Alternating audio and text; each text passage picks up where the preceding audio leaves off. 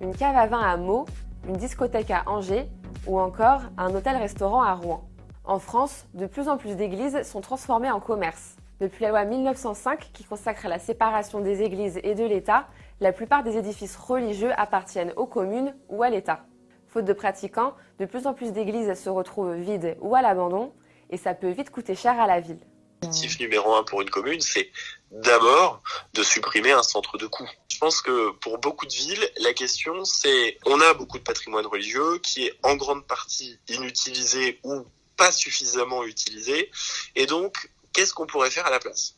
Qu'est-ce qu'on pourrait faire à la place, tout simplement pour ne pas dépenser en vain de l'argent, voire si possible, pour vendre le bâtiment à quelqu'un qui l'entretiendra à notre place. Résultat, une quinzaine d'églises sont chaque année mises en vente et font l'objet d'un décret d'exécration.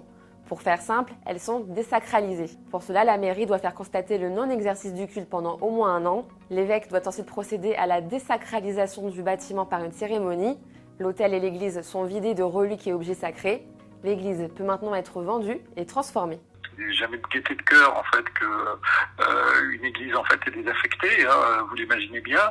Et la meilleure façon en fait de faire vivre ces églises, c'est encore de la fréquenter, de les fréquenter. À partir du moment où l'église est désaffectée du culte, c'est-à-dire qu'elle n'est plus affectée à la messe, etc.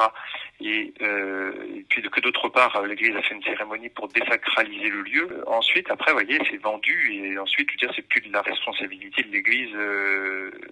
De l'évêque ou du supérieur de congrégation. Vous voyez, c'est pas, on n'a pas de mot à dire, si vous voulez. Récemment, la ville de Rouen a fait un appel à projets pour offrir une seconde vie à 4 églises et préserver son patrimoine. 3 projets de transformation ont été retenus, un hôtel-restaurant, une brasserie et un espace de coworking. Donc à Rouen, nous avons un patrimoine très important avec beaucoup d'églises. Tout ça coûte très très cher. Pour faire court, en 2018, on avait estimé à plus de 90 millions les besoins financiers pour restaurer tout le patrimoine de la ville de Rouen. L'idée, le sens de cet appel à projet, c'était pas de vendre au plus offrant, loin de là. C'était de faire appel à des porteurs de projets privés qui puissent restaurer ces églises. Magasins, hôtels, centres culturels ou encore restaurants, tout est possible. Mais certaines transformations atypiques suscitent bien des réactions. C'est notamment le cas à Angers où une église est devenue une discothèque. Alors les réactions, elles ont été totalement toutes différentes. Lors de l'achat, les gens m'ont dit qu'on était complètement barrés d'être partis là-dedans. Les autres, c'est incroyable. Et d'autres, ça peut pas fonctionner parce que y en a qui s'y opposaient un petit peu quand même. Dans l'absolu, de toute confession, il y en avait beaucoup qui étaient un petit peu choqués quand même. Et en plus, je peux le comprendre. Quand ça arrive comme ça, forcément, ça peut un peu choquer, mais après, il faut en discuter et les gens comprennent un peu mieux, quoi. Quand on leur explique, de toute façon, c'est soit ça ou ça tombe. Moi, c'est pour ça que je laissais même tout le temps ouvert l'établissement. Même quand c'était pas ouvert à l'accueil au public, en temps de restauration. C'est vrai que moi, j'accueillais et j'expliquais aux gens, en fait, l'histoire de l'église.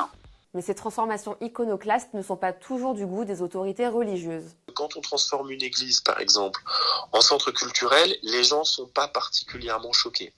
En revanche, quand on la transforme en fast-food ou en discothèque, les gens sont assez choqués. C'est une chose de savoir que tel bâtiment a été une église et de le voir dans le paysage.